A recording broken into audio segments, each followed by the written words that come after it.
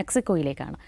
മെക്സിക്കോയിൽ വലിയ രീതിയിലുള്ള അക്രമ സംഭവങ്ങൾ, സംഘർഷങ്ങളൊക്കെ വ്യാപിച്ചുകൊണ്ടിരിക്കുകയാണ്. അതിൻ്റെ ഒരു പ്രധാന കാരണം, അല്ലെങ്കിൽ അതിൻ്റെ തുടക്കം എന്ന് പറയുന്നത്, അവിടെയുള്ള ലഹരി മാഫിയ തലവനും കുപ്രസിദ്ധ കൊലയാളിയും കുറ്റവാളിയും ഒക്കെയായ ലേ മെഞ്ചോ, അങ്ങനെയാണ് അത്, എൽ മെഞ്ചോ എന്നാണ് അറിയപ്പെടുന്നത്. അദ്ദേഹത്തിൻ്റെ പേര് നെമേസിയോ ഒസേഗ്വര സെർവാൻഡസ്, അങ്ങനെയാണ് അദ്ദേഹത്തിൻ്റെ പേര്. എൽ മെഞ്ചോ എന്നറിയപ്പെടുന്നു.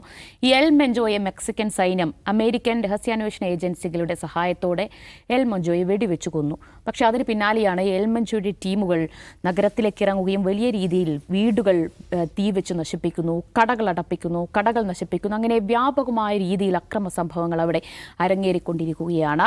ഇപ്പോൾ ഇന്ത്യ മാത്രമല്ല മറ്റു പല രാജ്യങ്ങളും മെക്സിക്കോയിലെ പൗരന്മാർക്ക് ജാഗ്രതാ നിർദ്ദേശം നൽകിയിരിക്കുകയാണ്. ഇത്തരത്തിൽ അക്രമങ്ങളൊക്കെ നടക്കുമ്പോൾ പുറത്തേക്ക് ഇറങ്ങരുത്, കരുതലോടെ ഇരിക്കണം എന്ന നിർദ്ദേശമൊക്കെ നൽകിയിരിക്കുകയാണ്. നമുക്ക് നോക്കാം ആരാണ് എൽ മെഞ്ചോ, എന്താണ് മെക്സിക്കോയിൽ സംഭവിച്ചുകൊണ്ടിരിക്കുന്നത് എന്ന് പരിശോധിക്കാം. എന്താണ് യഥാർത്ഥത്തിൽ മെക്സിക്കോയുടെ പ്രശ്നം ഇപ്പോൾ? ദിവ്യ, മെക്സിക്കോ നമുക്കറിയാം ലോകത്ത് തന്നെ ഡ്രഗ്സ് ക്യാപിറ്റൽ അല്ലേ എന്ന നിലയിൽ അറിയപ്പെടുന്നു. വലിയ ജനസംഖ്യയുള്ള ഒരു രാജ്യം അല്ല, അമേരിക്കയുടെ തൊട്ടടുത്താണ്. പിന്നെ അമേരിക്കയുമായി ബന്ധപ്പെട്ട അമേരിക്കയിലേക്കാണ് ഈ ഡ്രഗ് കടത്തുന്നത് എന്നുള്ളതാണ് അമേരിക്കയെ സംബന്ധിച്ചിടത്തോളം വലിയ ക്വസ്റ്റ്യനബിൾ ആയിട്ടുള്ള സംഗതിയായി മാറുന്നത്. അപ്പം മെക്സിക്കോ ആക്ച്വലി അവരുടെ ഒരു കൾച്ചറിൻ്റെ ഭാഗം തന്നെയാണ് ഈ ലഹരി ഉപയോഗം എന്ന് പറയുന്നത്. അവിടെ എന്താ പറയുക, ഒരു സ്വാഭാവികമായിട്ടുള്ള കാര്യമായിട്ട് വളർന്നു വന്നിട്ട് നമുക്കറിയുന്ന കാര്യമാണ്. അത് അവിടെ മാത്രമല്ല, ലാറ്റിൻ അമേരിക്കയിൽ ധാരാളം ഇത്തരം സംഗതികളുണ്ട്. പക്ഷേ അവിടെ എന്ന് വെച്ചാൽ അതിൻ്റെ പേരിൽ ഈ സാമ്രാജ്യങ്ങൾ കെട്ടിപ്പടുക്കുന്ന ഡ്രഗ് മാഫിയകൾ അത് സൃഷ്ടിക്കുന്ന വലിയ ഒരു എന്താ പറയുക വയലൻസിൻ്റേതും പിന്നെ കറപ്ഷൻ്റേതും ഒക്കെ ആയിട്ടുള്ള ഒരു വലിയ എന്താ പറയുക ഒരു സിസ്റ്റം. അതാണ് അവിടുത്തെ ഏറ്റവും വലിയ പ്രശ്നമെന്ന് നമുക്ക് പറയാം.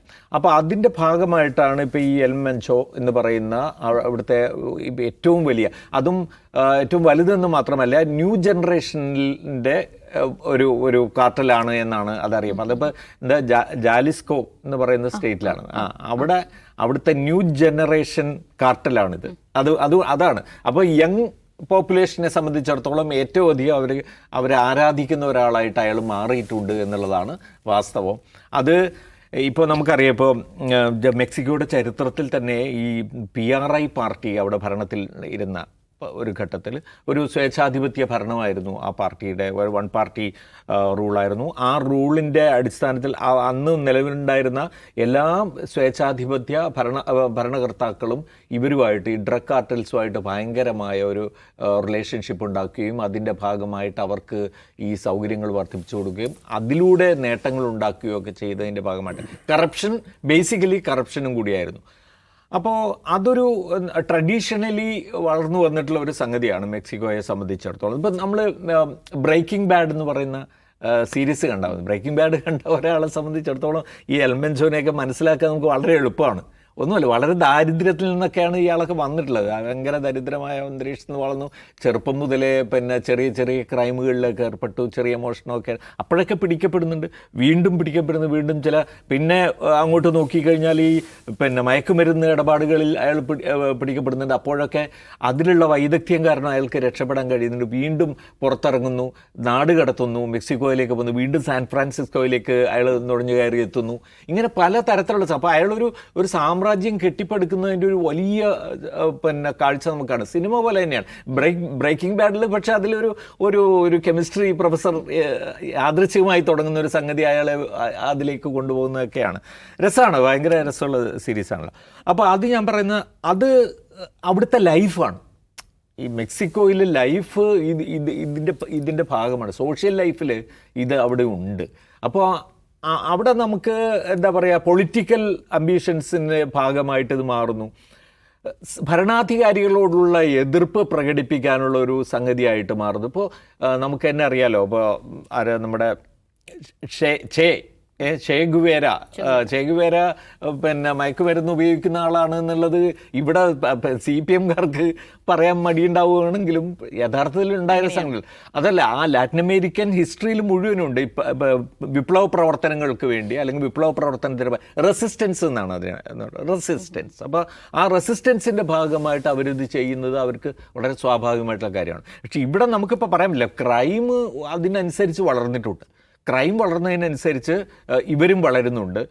ഭരണകൂടം അവർക്ക് ചെയ്തു കൊടുക്കുന്ന അവരുമായിട്ടുള്ള ഒരു എന്താ പറയുക ഒരു അസിസ്റ്റൻസിലൂടെ ലഭിക്കുന്ന ഒരുപാട് നേട്ടങ്ങൾ, ഇതൊരു പിന്നെ എന്താ പറയുക അടിച്ചമർത്തപ്പെടേണ്ട ഒരു ഫിനോമിനനാണ് എന്നുള്ള കാര്യത്തിൽ തർക്കമില്ല. പക്ഷേ അത് അമേരിക്കയാണ് അതിനകത്ത് ഏറ്റവും പ്രധാനപ്പെട്ട റോൾ എടുക്കാൻ ആഗ്രഹിക്കുന്നത്. പക്ഷെ അത് എത്രത്തോളം അത് ഫലവത്താവുന്നുണ്ട് എന്ന് നമുക്ക് പറയാനും കഴിയില്ല. ഇത് മെക്സിക്കോയിലാകെ ഒരു വയലൻസ് സൃഷ്ടിച്ചിട്ടുണ്ടെങ്കിൽ അതിൻ്റെ കാരണം കൾച്ചറിലാണ് എന്നാണ് ഞാൻ ബേസിക്കായിട്ട് ഞാൻ കരുതുന്നത്. അതിനപ്പുറം അതെങ്ങനെ വളരുന്നു, അതിൻ്റെ കൾച്ചറും പൊളിറ്റിക്സും അതിന് ഉണ്ട് എന്നാണ് കരുതുന്നത്. അത് ഏത് നിലയിൽ വളരും എന്നുള്ളതൊക്കെ നമുക്ക് കണ്ടറിയേണ്ടി വരും. അപ്പോൾ അവിടെ മെക്സിക്കൻ ഭരണകൂടവും ഈ ലഹരി സംഘങ്ങളും തമ്മിലുള്ള ഒരു നേർക്കുനേർ പോരാട്ടമാണോ നടന്നുകൊണ്ടിരിക്കുന്നത്, ഒരു ഫൈറ്റ്? യഥാർത്ഥത്തിൽ നമ്മൾ ഈ പ്രശ്നം ഈ മയക്കുമരുന്ന് അമേരിക്കയിലേക്കുള്ള മയക്കുമരുന്ന് കടത്ത് അതാണുള്ള പ്രശ്നം. അത് പറയുമ്പോൾ മെക്സിക്കോ എന്ന ഒറ്റ രാജ്യത്ത് ഒറ്റ തിരിഞ്ഞ് പറയാൻ പറ്റില്ല, കൊളംബിയ കൂടി പറയണം. കാരണം വെച്ചാൽ അമേരിക്കയിലൊക്കെ മയക്കുമരുന്ന് കടത്തിൻ്റെ പ്രധാനപ്പെട്ട ഉറവിടം കൊളംബിയയാണ്. ആദ്യകാലത്ത് അത് കഞ്ചാവായിരുന്നു, പിന്നീട് അത് എന്തായി മാറി, കൊക്കൈനായി മാറി. കൊക്കൈൻ എന്ന് പറഞ്ഞാൽ അവിടെ കൊളംബിയയിലെ മലനിരകളിലുള്ള കൊക്ക എന്ന് പറയുന്നത് നമ്മൾ ഈ കാണുന്ന കൊക്ക അല്ല, വേറൊരു തരം കാട്ടുചെടിയാണ്. ആ ചെടിയുടെ ഇലയിൽ നിന്നാണ് ഈ മയക്കുമരുന്ന് ഉണ്ടാക്കുന്നത്. അതവിടെ സാധാരണയായി നമ്മൾ പുകയില ചവയ്ക്കുന്നത് പോലെ അതിൻ്റെ ഇലകൾ ചവയ്ക്കും. അവിടുത്തെ ട്രൈബ്സ് ലഹരിയുള്ള സാധനം തന്നെയാണ്. അതിൻ്റെ വിപണി സാധ്യത കണ്ടെത്തി അവരത് എന്ത് ചെയ്തു, കൊക്കൈൻ ഉണ്ടാക്കി അത് വിപണനം ചെയ്യുന്നു. അതാണ് അതിൻ്റെ യാഥാർത്ഥ്യം. ഈ കൊളംബിയയിലെ ഒരു കാലത്ത് ഇപ്പോൾ 60കളിലും 70കളിലും അവിടെ ഗറില്ല ടീമുകളുണ്ട്, അതായത് മാർക്സിസ്റ്റ് ഗറില്ലകൾ, നമ്മൾ ഇവിടുത്തെ നെക്സൽ എന്നൊക്കെ പറയുന്ന പോലെ ആയുധം എടുത്ത് തന്നെ കൊളംബിയൻ സർക്കാരിനെതിരെ പോരാടുന്നു. അവർ എന്ത് ചെയ്യുന്നു, അവർ ഈ കൊക്ക കൃഷി തന്നെ നിയന്ത്രിച്ചിരുന്നു. അവർ തന്നെ ടാക്സ് ഏർപ്പെടുത്തും, അവർ തന്നെ വിൽപ്പനയ്ക്ക് ടാക്സ് ഈടാക്കും, അവർ തന്നെ സംരക്ഷണം കൊടുക്കും. അപ്പോൾ അവരുടെ ഈ റബലീന് വേണ്ടിയുള്ള പണം ഉണ്ടായിക്കൊണ്ടത് ഈ കൃഷിയിൽ നിന്നായിരുന്നു. അപ്പോൾ അത് ഈ കൊളംബിയയിൽ വലിയ തോതിൽ ഇത് വർദ്ധിച്ചു. മെക്സിക്കോ ഇതിൽ വരുന്നത് എങ്ങനെയാണെന്ന് വെച്ചാൽ, മെക്സിക്കോയിലല്ല ഇതിൻ്റെ ഉൽപ്പാദനം. ആക്ച്വലി മെക്സിക്കോയിൽ കൊക്കൈൻ്റെ ഉൽപ്പാദനമല്ല, കൊളംബിയയിലാണ്. മെക്സിക്കോ ഒരു കൃത്യമായ ട്രാൻസിഷൻ പോയിൻ്റായി മാറുന്നു. കാരണം അമേരിക്കയോട് ചേർന്ന് കാണുന്ന രാജ്യമാണ്, അവരുടെ അതിർത്തി തുറന്നു കിടക്കുകയാണ്. അവർക്ക് വളരെ ഈസി ആയിട്ട് സാധനങ്ങൾ അങ്ങോട്ട് കടത്താം, അവിടെ നിന്ന് ഇങ്ങോട്ട് ആയുധവും കൊണ്ടുവരാം.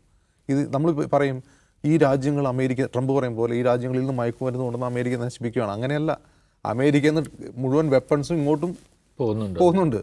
ഇവിടുന്ന് മയക്കുമരുന്ന് അങ്ങോട്ട് പോകുമ്പോൾ അവിടുന്ന് വെപ്പൺസും കൂടെ വരുവാണ്. അപ്പോൾ ഇത് അങ്ങോട്ടും ഇങ്ങോട്ടുള്ള ഒരു പരിപാടിയാണ്. ഒന്ന്.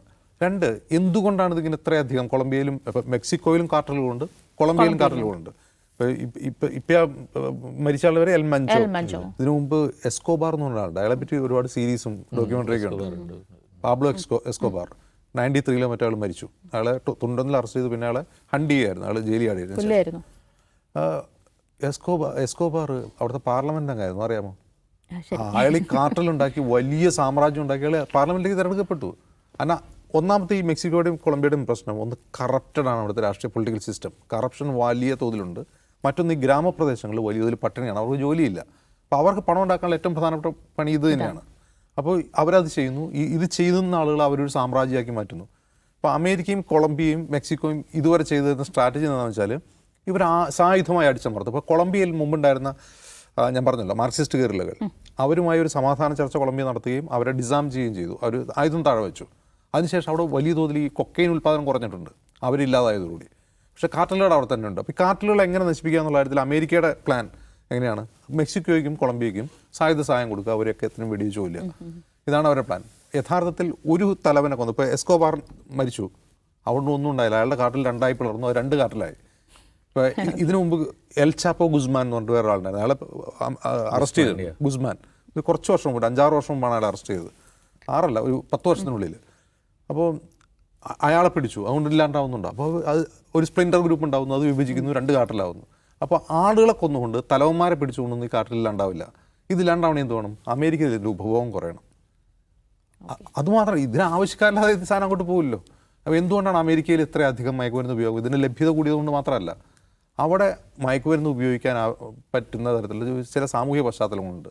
ഒന്ന് ജോലിസ്ഥിരതയില്ലായ്മ, വീടില്ലായ്മ, സാമ്പത്തികമായ അരക്ഷിതാവസ്ഥ, അങ്ങനെ പല പ്രശ്നങ്ങളും അമേരിക്കയിലുണ്ട്.